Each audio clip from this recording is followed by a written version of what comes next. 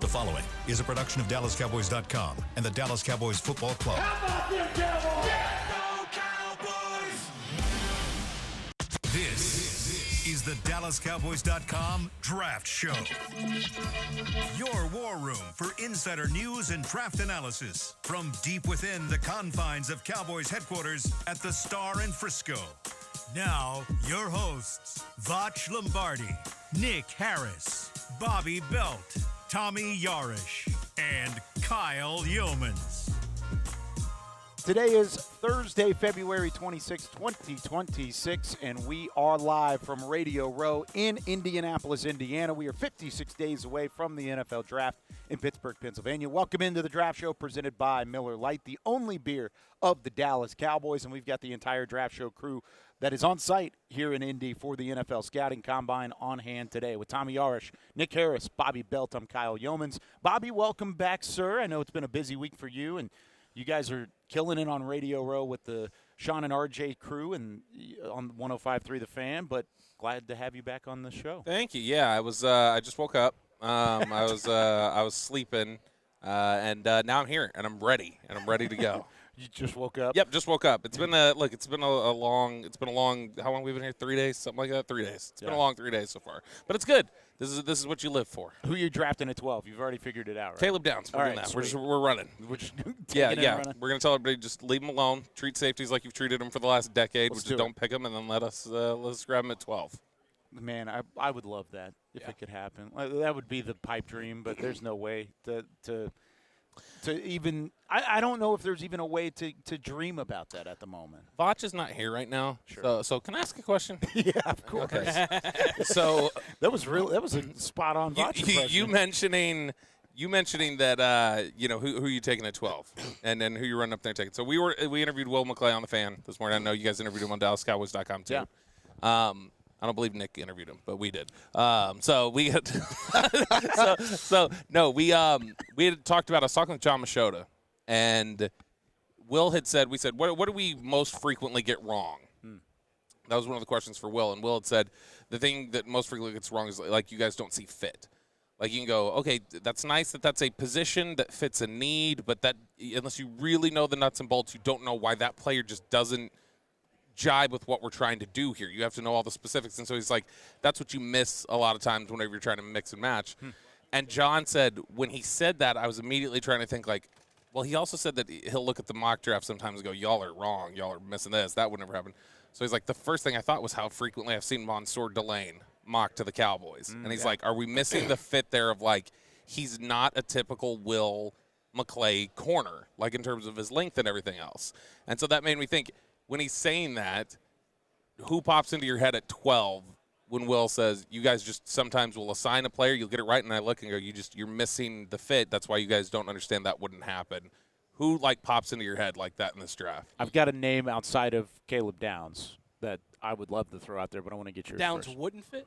No, he would, but I'm saying not? Would not fit. Would not fit. Basically. Because he said that's what we normally miss is fit. I mean, it could flip the other way, too. If, you guys aren't talking about this guy, you don't understand how good a fit he is. That's Sonny Styles for me. I think Sonny Styles is such a good fit that I think – and I mocked him in my second mock draft that we're using on the Blitz this week. But I can't not see Sonny Styles as a part of this defense and this team. I just think he's too good of a fit at the second level. But now that I see what you're saying, switching it the other way around. A lot of people may not mock Keldrick Falk, and they may go, you don't understand he's a good fit for what we're doing. Yeah. Right. And so that it could flip either way.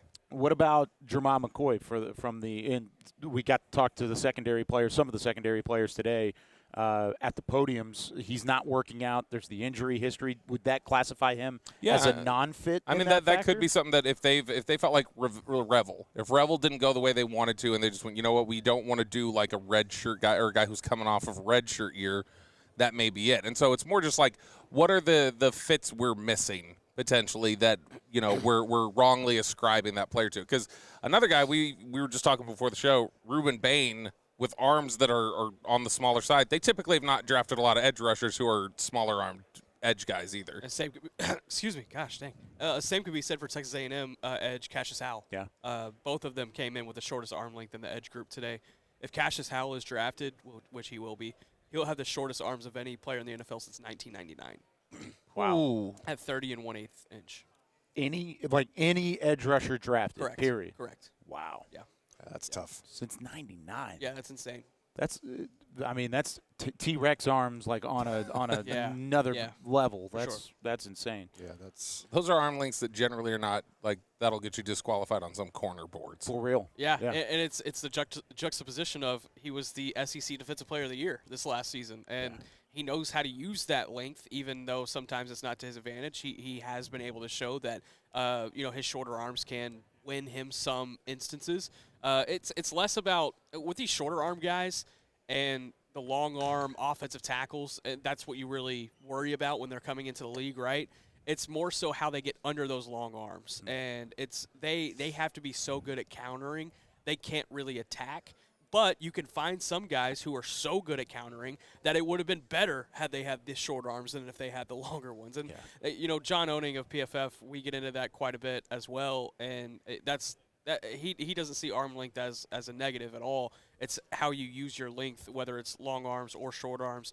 We see that with Ruben Bain. We see that with Cassius Howe, that these guys are able to kind of get under. It's the Mike Tyson theory, right? Because Mike Tyson didn't have the longest reach in the world, but he was able to get under these guys when they were coming across because there's so much bandwidth that you have to cover. To where if you can get under and disrupt it, then you can come under and make it happen. And so it's getting into the nuances of pass rush here, but that's why these Howells and Bains will still probably go first round because you see that on tape. Yeah.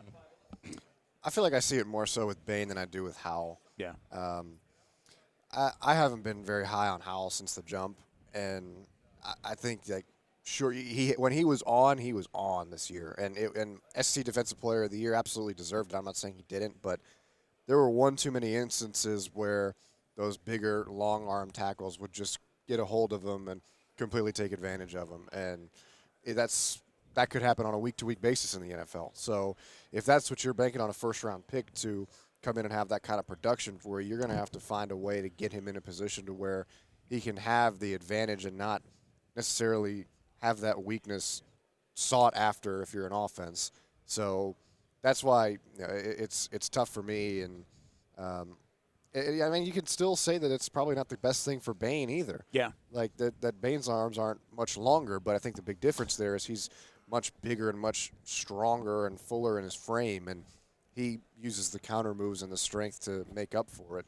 So that's why you probably still see him go pretty high. Dane's talked about this a little bit too. I know it's been kicked around by a few different people, but that arm length on Bain is it's so small for some teams that, like Dane was saying earlier today, that there are just some teams that they say he's a 3 technique. There's just no way you could play it like that. Some teams just think there's no way you could play Ruben Bain at edge. He would have to be a 3 technique at the next level. Then he came in at 263, 6'2", and 6'8" today. So he doesn't necessarily have the 3 tech size. And that's going to be an interesting project for whoever does draft him. Is like, okay, how can we maximize his traits and his athleticism, but also hide his physical limitations at the same time, if that makes sense. And I think it's interesting in this draft as a whole because we've talked about it before, the guys who have warts in the first round. Mm-hmm. And there's usually a cutoff of, let's say, 10 to 15 in each draft class where you feel really, really confident about these 8 to 15 players, but there's a couple of warts on the back end of guys that are going to be first-round picks. Mm-hmm. I think we're looking at this draft specifically, and outside of maybe the number 1 overall pick, it's a hodgepodge of whatever you could see happening from 2 onward. Even we were talking with some of the media members from the Arizona Cardinals today. Danny Schreck, one of the former DallasCowboys.com reporters, she asked us, she said, who do you think we're taking at 3? And I looked at her and said, aren't you supposed to know what that conversation is? Because you're in the building there, but they don't know what's happening at 3. She said it could go offensive line. It could go edge rusher. They could maybe talk about one of these linebackers if they really feel good about it there.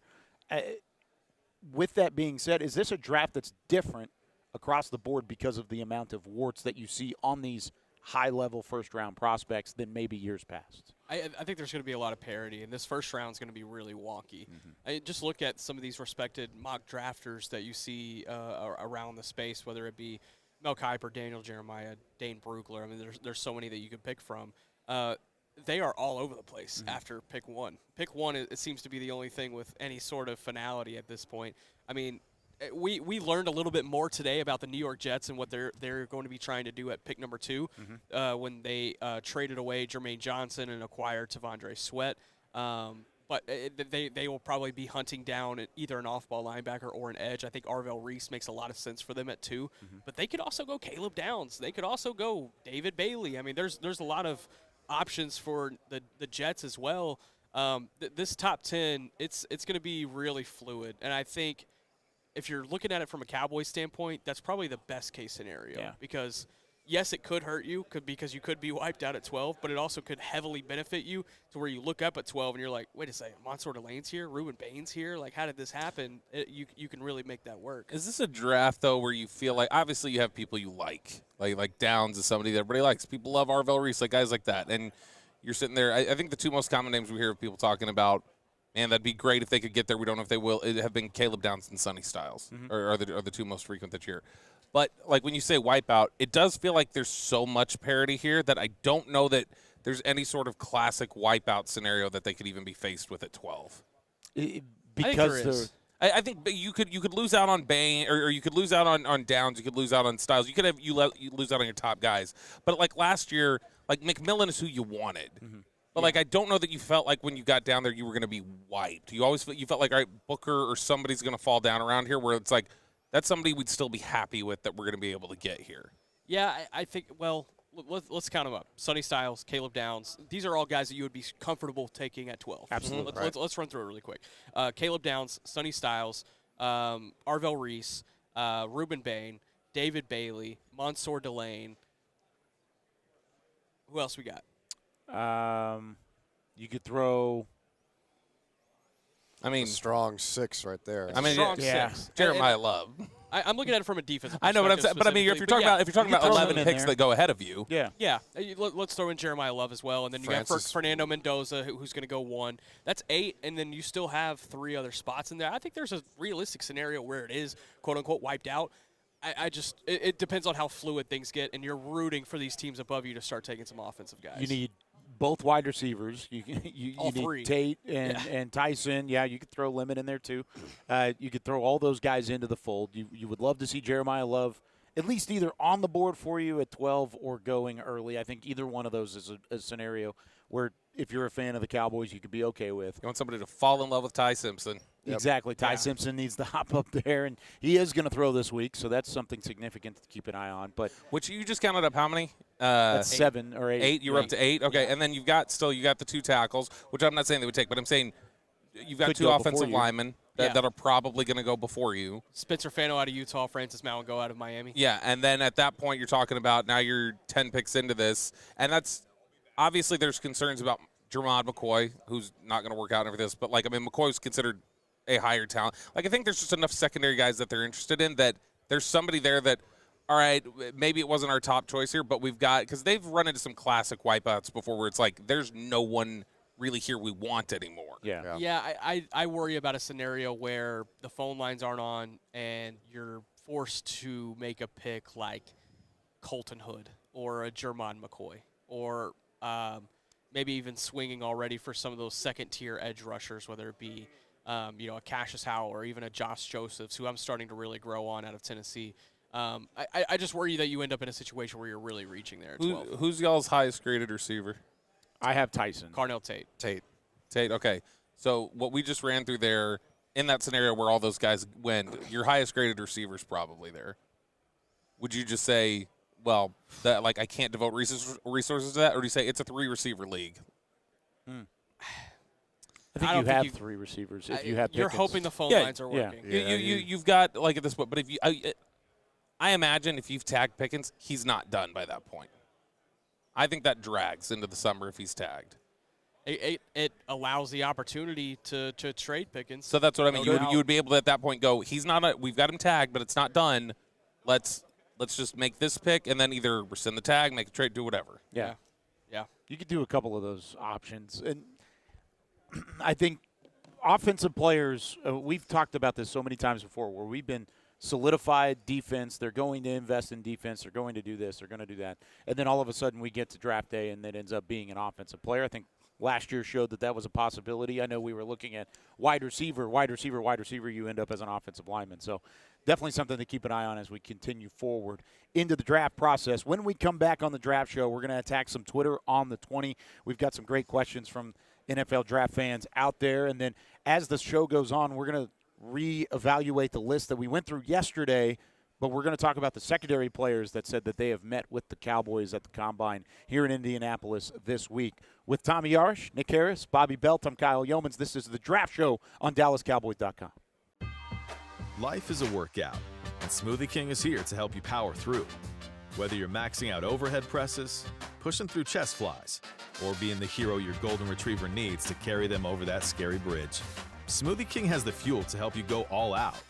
Build muscle and boost your recovery with 45 grams of protein, 0 grams of added sugar, and delicious customizable ingredients in the Gladiator Smoothie. Available in chocolate, strawberry, and vanilla. Only at Smoothie King. I'm Dak Prescott, quarterback of the Dallas Cowboys. And they snap it to Prescott, who looks right. It's not there. He escapes left. He'll run for a first down. Just like football, when it comes to crypto, it's important to have a team you can trust. With blockchain.com, I know I'm in good hands. Since 2011, they've been trusted by millions around the world to buy, sell, and trade cryptocurrency. Prescott's going to run this himself. Run it up the middle, and he scores. Whether you're new to crypto or an active trader, they've got you covered. What are you waiting for? Get started at blockchain.com. Star Sports Tours is the only official fan travel partner of the Dallas Cowboys, offering exclusive game weekend travel packages with pre-game sideline access and photo ops with current players, cheerleaders, and Cowboy legends. You want to stay at a team hotel, attend the best tailgate party in Texas, tour the Star, and talk X's and O's with me, Everson Walls? With Star Sports Tours, you can. Visit cowboystravel.com to book your travel package today. How about them Cowboys? And how about them Jimmy Dean breakfast bowls? Keep your game day celebrations going with real eggs, potatoes, cheese, and our savory Jimmy Dean sausage. And with 22 grams of protein per serving, you'll have enough energy to power you from early morning to the final whistle. The no-hassle, ready-in-minutes prep makes it easy. Just heat, eat, and cheer on those Cowboys. Get yours today. Jimmy Dean brand is proud to be the official protein of the Dallas Cowboys. This is the DallasCowboys.com Draft Show. Welcome back into Radio Row here at the NFL Combine in Indianapolis. Back with Tommy, Nick, and Bobby. I'm Kyle Yeomans. Time now for some Twitter on the 20. I like that. That was very Dude, good, how Tommy. did Bean play that all the way you. from Thank you. oh, that was Tommy. I thought that was the drop. Wow. Good job, Tom. Very nice. Thank you, guys. Good job, Tommy. Wonderful job. I don't know if he edits it in or not, or we could just roll with Tommy's, but I'm glad we did it. Stack them on top of each other. Twitter on the 20. Josh wants to know, there's a lot of R. Mason Thomas draft hype starting to heat up a little bit. The edge rusher out of Oklahoma. Do you feel like he is the best fit for Dallas as an outside linebacker, or maybe Hal has that spot? We just talked about Hal a little bit and how that could be a non-fit because of the arm length, but does R. Mason Thomas fit the bill? Well, he certainly has longer arms than the other two. He came in at 31 and 5/8 of an inch arm length, 78 and 1/8 of an inch wingspan, 6'2", 241. So, yeah, he would be from a physical standpoint, he probably fits that better than the other two. But obviously, I would still take Bain instead of R. Mason Thomas. But I would take R. Mason Thomas before Cassius Howell. I've talked a lot about how this guy's valuable trait for me is how he's able to close games. He comes up big in the biggest moments. He gets the timely sack when Oklahoma needed it. Super quick off the edge. He's got great bend. The 6'2" part is probably what worries some people. He's not the tallest guy, but I think he makes up for it with speed and the rush techniques that he uses. He's able to switch it up, set guys up. So I don't know if he would be the ideal fit if we're talking at 12, but 20, if you're in a scenario like we were talking about in the last segment where you're starting to look around and not a lot of the guys that you were hoping were there are there, that's a guy that I could definitely see being a 20 pick. It's interesting that you mention him being able to close games, because last year on the draft show and on day 3 we get all those scout interviews, and it's really valuable insight that we get. And one thing that we asked when we asked about Donovan Ezeraku, I forget who mentioned it, but he had said that you saw Donovan Ezeraku show up late fourth quarters of games to close them out. And so they pay attention to those things, and that's certainly a plus for a guy like R. Mason Thomas too. Yeah, and I mean, he's a really nice, well-rounded edge rusher. I think you see a guy who absolutely has some explosiveness off the line of scrimmage, a guy who has a pass rush plan, has tools, knows how to use. A lot of these guys, they get into the NFL as edge rushers, and they win on their athleticism, and they win on just being better than the guy across from them. R. Mason Thomas is like coming into the league, like he's got some tools that he knows how to use when he's rushing the passer. That's all good. I think he's good at disengaging from blocks, making plays in the run game. That's all positive. It's not always great, but he does have some experience dropping into coverage a little bit. Yeah. And what we know from some of the Fangio system stuff, which you assume Christian Parker is going to borrow from, is being a versatile, three-part playmaker at the edge rusher, being able to rush the passer, play against the run, and occasionally do some stuff in coverage. So I think in that sense, if you're talking fit and all these other things that you're wanting to look at for Dallas' pick here, yeah, he could be somebody who makes some sense for Dallas along the way. Would he make sense at 12 at all with the hype, or is it still kind of looking at 20? That's too high. It'd be 20 for me or trade back from 20. I'm with Bobby. He's 23 overall for me at the moment. Which, if he ends up at 20, that's solid value. That would be good. You could be okay with that. Where do you feel like you land on that? Yeah, 20s, no doubt. Yeah. Point After Football wants to know, which 3 non-prolific draft prospects do you think will stand out at the Combine, and what do you feel like it'll be due to? Measurables, 3-cone drill, 40 time, etc. The, I guess, non-prolific draft prospects, that's probably looking into day 3. Because let's talk about the not top-end names that we've mentioned as Combine standouts, but who's going to show up and make an impact? Yeah, looking at Damani Jackson out of Alabama, he's a guy who has had an interesting career, started at USC, finished up at Alabama, started each of the last 2 seasons, potentially 3 with the Crimson Tide, can run like a deer. What position? Corner.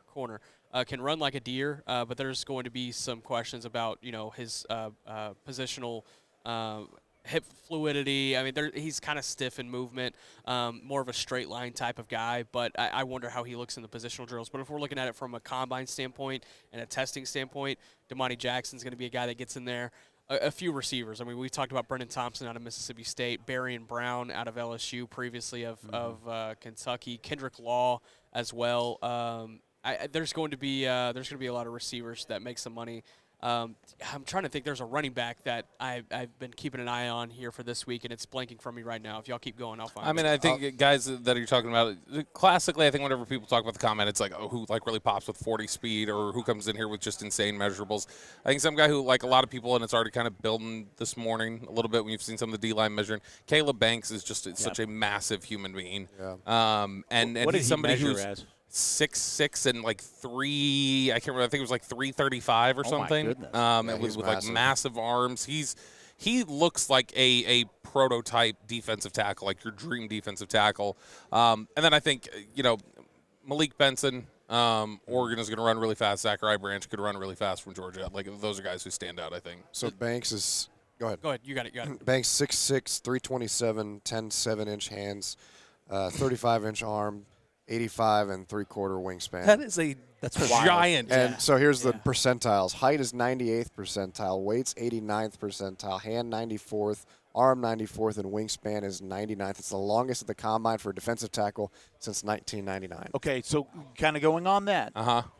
Is that enough to immediately raise his stock? Because for me, that's significant. That gives you something that nobody else in the league has. So I agree that it makes you look up and go like, okay, but like when you watch the tape, it's like, why don't you play that size? Where does it show up on the tape? But that's something that one of the first questions Broadus asked this morning to Will was, he was like, what gets a general manager in trouble? What gets somebody in trouble when they're drafting? And Will spat it out instantly. He said traits. He said traits get you in trouble. Wow. Now it doesn't mean they're going to pass it on him or that they don't want him. They do want him, but that can be. I think when he says traits can get you in trouble, I think he's talking about somebody like Caleb Banks. Yeah, because it's not just like there's so many guys that have the traits physically, maybe not to that degree, but if you don't have the tape, then the traits don't matter as much, right? Like if you don't have the technique, if you don't have what you need, and that's all things you can teach, right? You can't teach size, you can't teach speed, you can't teach any of that stuff. But if you don't have the ability to learn and develop, or you have a long runway, then exactly you're going to get a general manager fired. So Banks is a guy that I think is going to need some sharpening, and somebody's going to have to be patient with this process, because if it does pay off, then who knows what his ceiling is going to be. The two running backs, Damon Claiborne out of Wake Forest and Jamari Taylor, who was a Shrine Bowl guy out of Virginia. Those are going to be two guys to keep an eye on as far as testing goes this week. You think they're day 3? I think Claiborne prospects? could go day 2. Okay. I think he could, but Jamari Taylor, yeah, probably day 3. Gotcha. But I love Jamari Taylor. He's starting to become my Manung guy from last year. I'm a big Jamari Taylor guy. I have Claiborne as my number 1 player in the 4th round currently. Gotcha. That I've watched through so far. So I think, like you said, he's right on that cusp of being day 2, day 3. Good player.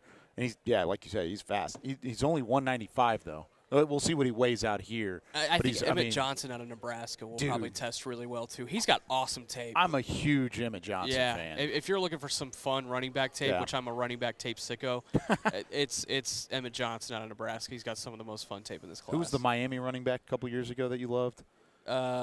Damian Martinez last year. That's who it was. But if we were talking like some of the most fun tape I had watching last year was Kyle Monungai, no doubt, and then Land Larison out of UC Davis. Yeah. I mean, those were – and Land Larison would have made the 53-man roster in New England if he didn't get hurt in camp. I just want that to be noted. He helped get them to the Super Bowl, damn it. This is a Twitter on the 20 question from Kyle Youmans here for Nick Harris specifically. Who's your Land Larison this year? I don't have one yet. I don't have one yet. I thought you were going to say Caden Weegan from Iowa.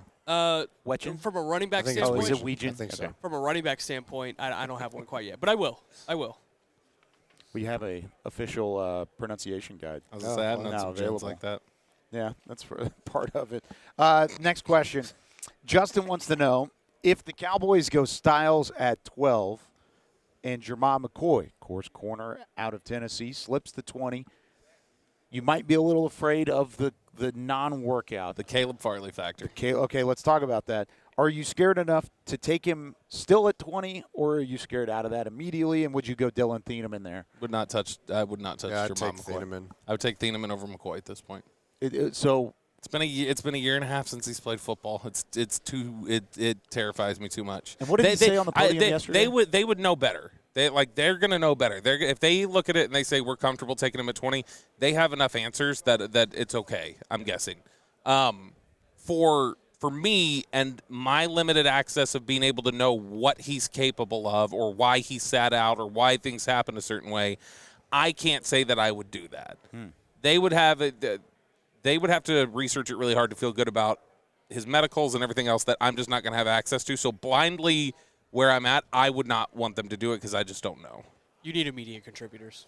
And I don't know if you can expect him to be an immediate contributor. If you're using 2 first-round picks, you need them both to be immediate contributors on this defense. Yeah, and McCoy said at the stand that he was cleared to play, but he's going to wait till pro day to test because he wants a little bit more training time in his return from the ACL injury, which it's been, I think, north of 400 days. Like, yeah. It's.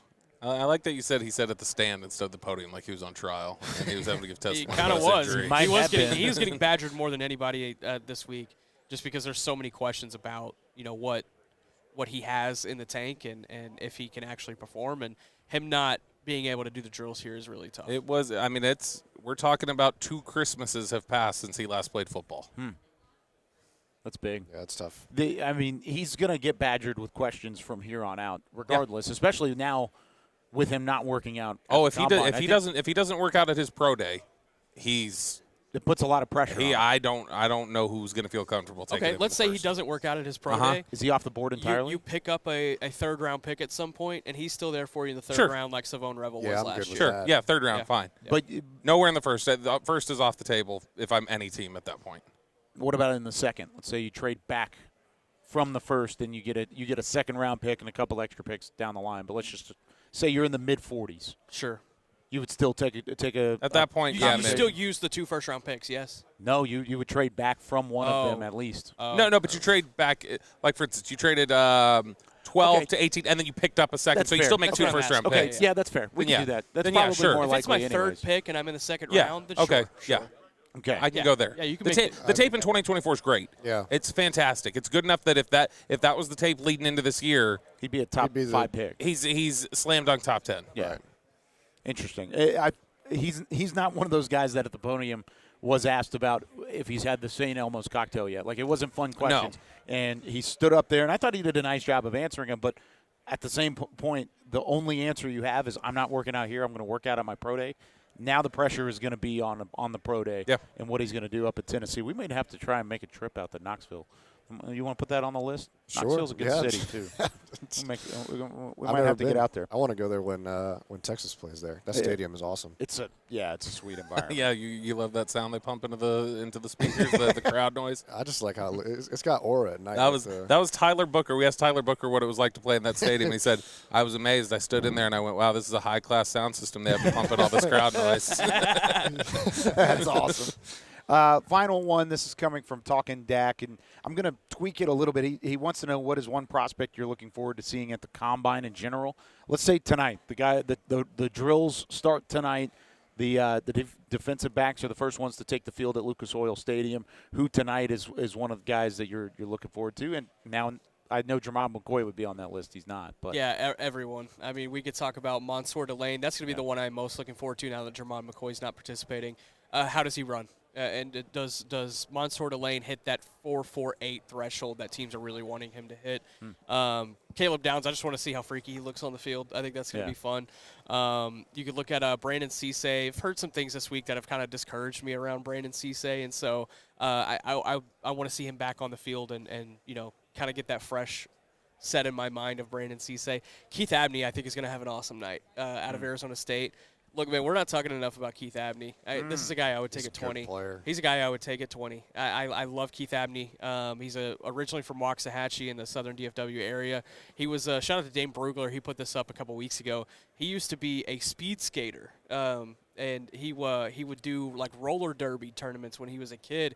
He was asked about it today during the podiums, and he was like, "Yeah, how does it translate to football?" Is how it was asked. He's like, "Yeah, it definitely helps with endurance when I'm on the field for like a 15-play drive. It helps with ankle dexterity. I feel like my core got really strong, and you could see all those things pop up on his tape. It's really fascinating because you typically talk about like the basketball to football translation or the track, or very rarely you'll find the wrestling as well, more so with the bigger guys, but never, I don't think I've ever heard speed skating get translated. We talked about volleyball last year with Teteroa McMillan, and we see how that translates with him, and it's legitimate. And Keith Abney's an awesome player. If you want to watch some fun corner tape, a violent cover corner who is always on top of his assignment, never gets lost from his guy, it's Keith Abney. And apologies, I flipped it. The front seven is today. Corners and defensive backs are tomorrow. So the front seven are the first ones to take the field at Lucas Oil Stadium. But great breakdown for tomorrow that we'll talk about later. I thought you did a phenomenal job of outlining. These guys take the front seven. That's not going to change what's going to happen. But tonight is the front seven, so that one's on me, gentlemen. Yeah, I'll go. I think Sonny Styles is, for me, the main attraction from a linebacker standpoint. What does he run? How does his change of direction look? He's going to be really well. And if it's numbers that are kind of out of this world, like it very well could be, he might as well cement himself in the top 10, which obviously would be not ideal for Dallas, but he certainly has the traits to do so. I'm curious to see what C.J. Allen runs. Not the quickest guy on tape, it looks like. So is that really the case? Is he going to run, and that time's going to prove it? If he runs a good time, that's a guy that could fly up. Allen is who I thought of. Because C.J. Allen is a guy who, if he looks better athletically out here, or if he times better athletically than people had initially thought, that is the only thing that has, I think, dinged him a little bit. If they see, like, all right, okay, here's somebody who moves much better than we thought he did, and I get to pair that brain and then that, ability to read and react and the leadership traits and everything else that people glow about with him, then, yeah, I think that's a guy who absolutely I'm interested in seeing how he works out. Yep. All right, when we come back here on the Draft Show from Radio Row in Indianapolis, we do have some more names that have met with the Cowboys this week. And are the Cowboys not only drafting first-round defensive players, but are they looking deep into the third round, possible secondary help? It's day 3 secondary help. We'll talk about that when we return with more of the Draft Show right after this. Cowboys fans, when it comes to navigating the ever-changing world of tax, your business needs a partner it can trust to tackle even your biggest tax challenges. Ryan is the largest firm in the world dedicated exclusively to business taxes. Our team of tax professionals has local expertise in all areas of tax and can help you uncover savings opportunities you didn't know you had. Learn more about how Ryan can improve your overall corporate tax performance by visiting Ryan.com. Ryan, the official tax partner of the Dallas Cowboys. Life is a workout, and Smoothie King is here to help you power through. Whether you're maxing out overhead presses, pushing through chest flies, or being the hero your golden retriever needs to carry them over that scary bridge, Smoothie King has the fuel to help you go all out. Build muscle and boost your recovery with 45 grams of protein, 0 grams of added sugar, and delicious customizable ingredients in the Gladiator Smoothie. Available in chocolate, strawberry, and vanilla. Only at Smoothie King. How about them Cowboys? And how about them Jimmy Dean breakfast bowls? Keep your game day celebrations going with real eggs, potatoes, cheese, and our savory Jimmy Dean sausage. And with 22 grams of protein per serving, you'll have enough energy to power you from early morning to the final whistle. The no-hassle, ready-in-minutes prep makes it easy. Just heat, eat, and cheer on those Cowboys. Get yours today. Jimmy Dean brand is proud to be the official protein of the Dallas Cowboys. I'm Dak Prescott, quarterback of the Dallas Cowboys. And they snap it to Prescott, who looks right. It's not there. He escapes left. He'll run for a first down. Just like football, when it comes to crypto, it's important to have a team you can trust. With blockchain.com, I know I'm in good hands. Since 2011, they've been trusted by millions around the world to buy, sell, and trade cryptocurrency. Prescott's going to run this himself.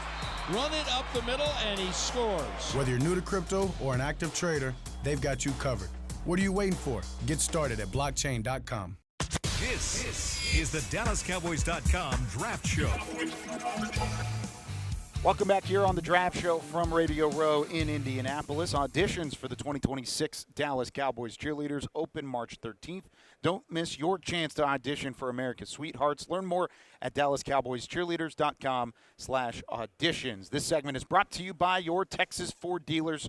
Ford is the best in Texas. With Tommy Yarrish, we've got Nick Harris, Bobby Beltham, Kyle Youmans. We're about to hear from Brian Schottenheimer in a couple of moments. I'm sure there will be plenty of questions about free agency and the draft process in general, maybe some of the guys that the Cowboys have met with throughout this draft process as well. But we've uncovered a couple more names along the way about the list of 45 formals that have happened. Why are you smirking over there, Bobby? I was your mic is pointed away from your mouth. Is it? There you Yeah, go. it is. Hey, welcome. Is that much better? Sorry, guys. I'm a professional broadcaster, as you can tell. We do have we have the ability to talk to Brian Schottenheimer here in a little bit, but let's go through this list of names that have come out. Stop Let's do it. First one, Brandon Cisse, the corner out of South Carolina, who I know, Tommy, you're very high on, but you said you've heard some things that are a little concerning there, Nick, this week. Yeah, I just want to see him on the field, and I want to see what it looks like in a combine environment. We'll evaluate from there. Yeah, I don't care what Nick says. I like this guy a lot. I think that he's going to need some sharpening. He's going to need some work at the NFL level, but if he goes to the right spot and gets developed, he's got all the athletic qualities and the size that you want in a corner to play on the outside. He was talking about how he feels he's versatile enough to move inside, play box safety, come off the edge and blitz, come from the slot and blitz. And I think that you probably look at him more outside. Very rarely do you want him in the slot, but he can run around really well. He hits hard. The thing that concerns me is there wasn't a lot of ball production during his time at South Carolina. I think he only had 2 career interceptions over 3 years. So that would be the only knock for me is, can he get to the football and turn the ball over? He does a good job of attacking the triangle and breaking passes up, but can he get a way to get in front of the receiver and intercept passes would be my thing. But I think he's got a lot of good football in front of him if he goes to the right spot. I like the traits. I don't like the instincts at all. I don't think he's a very instinctual player, and that's always a big no-no for me at corner. Got it. Ohio State safety Caleb Downs. He's one that has talked to the Cowboys. No surprise there. He could very well be the prized possession of the Cowboys if he ends up going to 12. I heard a comp on him from Lance Zierlein that I thought was really good, which is Buda Baker in a bigger body.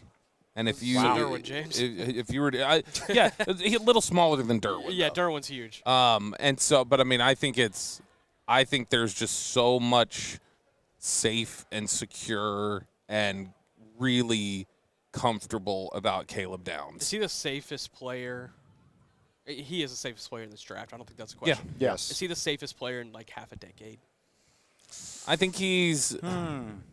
Like Caleb Williams seemed safe, but the quarterback position. He's very similar. It's a little like Minka or guys like that. Fitzpatrick. Where a lot of times it is if you're a safety and you're being talked up like this high in the NFL draft in the last 10 years, it's usually you're one of the more safe players. Another safety from the Big Ten, Penn State safety, Zakee Whitley. It's Wheatley, excuse me. But Wheatley, do you know anything about what he brings? Yeah, range. Yeah. He brings a lot of it, and so instinctual in the back end. It's a guy that me and Vach have bonded over for sure. Yeah. He says he'd take him at 20. I don't agree or disagree. Okay, fence rider. Yeah. I love riding a good fence. I know. I've heard. Interesting. I disagree. I'll say that. I wouldn't take him. I don't think I wouldn't take him at 20, but I wouldn't take him at 20. But he is rangy. He runs really well. He can cover. So there's a lot to like there. But I would take Thieneman from Oregon over him. I agree. I'm there too. Tennessee corner Jamal McCoy, LSU corner Mansour Delane, Clemson corner Avion Terrell, Tennessee corner Colton Hood. A lot of guys that we've talked about on this show extensively in this cornerback class. Ohio State corner Davison Igbinosun, who I know we talked to at the Senior Bowl and have talked about previously. Is he a day two guy? Because that's where I'm looking at it. Day two, maybe is that one of those conversations that is about a teammate? He very well could be, and I think the biggest thing with him is what do teams think about?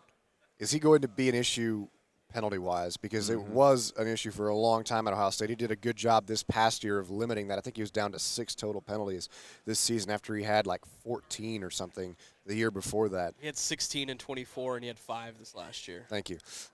So are teams sold that he's gotten better with that, or are they just do they like him enough where they can say, hey, we're okay if he gets a pass interference call here and there. We're okay because he's so aggressive. He makes it really tough on receivers to get around him, and he can cover down the field. He's got the size for it. So it's just going to be a question of whether or not teams are okay with maybe getting a couple penalties. Not all penalties are created equal, too, especially in the secondary. If you are a frequently penalized player, it means one of two things. One, you are getting beat, or two, you're physical. You're just and it's more physical there. But I mean, there have been some guys in the past who that's how they had to cover was they grabbed, and those are the ones that more scare me. Corner out of Texas A&M, Will Lee the third. Florida corner Devin Moore. Houston cornerback Latrell McCutcheon. You got the chance to see him up at close and personal this year. He's a playmaker, ball hawk type of guy, not polished at all. I mean, there's a lot of things that I would want to see there. He's a day 3 guy for me, but I still think it could be a value pick. Miami corner Keontae Scott. Actually, going back to McCutcheon, you covered him in high school, right? I did. What would your breakdown of Latrell McCutcheon be? Has a lot of off-field concerns that I would need to have answered. So not even just on the field stuff. What would you classify him on the field? On the field, he's had moments where he's had his confidence killed early in a game, and it takes him out of a game. And so, and that has continued throughout his college career. And so I don't know if I'd spend a draft pick on Latrell McCutcheon. Wow. Okay. So Miami corner Keontae Scott. San Diego State corner Chris Johnson. I know you liked him at the Senior Bowl. Yeah, he's awesome. Yeah, Johnson's great. I think it's going to be another one for him, similar kind of to what Bobby and I were talking about with C.J. Allen, is how does he run? On tape, he doesn't look like the fastest guy, but he's really technically sound. He was fantastic at San Diego State the last few years, so that's a guy that I like a lot. But I also really like Keontae Scott. Sure, he's going to be 25 when the draft comes around.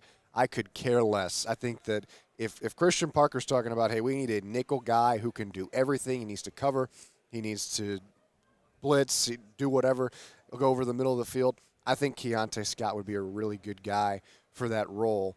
I think you would maybe need some help with him from a coverage standpoint, which I know you think, wait, nickel and you can't cover? I think he can. I just think that he is better inside the box, hitting in the run game, and you deal with him as a cover guy by helping him out and take advantage of some of the other things that he brings to the table. Yeah. And then last name on the list that I've got for today, it is South Carolina safety Jalen Kilgore as well. So that's the list of secondary players that we know, or at least have been told that there are meetings happening between them and the Cowboys. Some of these might be informal meetings because that's a lot of names through 2 days. Guys, a lot of times they mix them up. Right? They mix them, and it's a totally innocent mistake. A lot of times they may have thought, oh, that was a longer conversation than I had in this brief one, so I thought that was more formal. It just a lot of times it's never a malicious thing. But I would imagine most of those are correct. There just may be a handful that guys didn't know. And that might be one of those conversations that we'll have later in the week and say, okay, was this a real formal interview? Was this somebody else along the way, and kind of go from there. Some of those have gone on exceeding. I remember there was one year, I can't remember, there was a receiver back in like 2018 who everybody had reported as a formal all the way up to, and we were 3 days out from the draft, and I was talking with somebody with the Cowboys, and they're like, no, he wasn't. Yeah. I was like, oh, okay, we've all assumed he was because he said he was, and that had not been corrected the whole time. That happened in 2022 as well with somebody that we were talking about as a formal meeting, and didn't end up being, I think it was a running back. I can't remember who it was. It's always like the last week. Somebody will just be like, hey, that's wrong, right? And like, oh, crap, okay, cool. Well, I'm going to throw out that mock draft I've had all the last month. But, yeah, so it's still a lot to sort through. We've got one more show coming up tomorrow here from Radio Row at the NFL Combine. But the drills start tonight. You can watch them all on NFL Network, and look forward to seeing the guys actually put cleats to the turf and see what they've got in terms of the measurements going into the weekend. Lots going on. Bobby, thanks for stopping by again today. Thanks for having me. It was a good time. Enjoyed it. Talking Thanks to all so much. you guys. Can't wait to see you tomorrow. For Tommy Yarrish, for Nick Harris, for Bobby Belt, I'm Kyle Youmans. That does it for the Draft Show presented by Miller Lite, the only beer of the Dallas Cowboys. We'll see you tomorrow with more from Indianapolis. And the Dallas Cowboys Football Club. How about this, Cowboys? Yeah!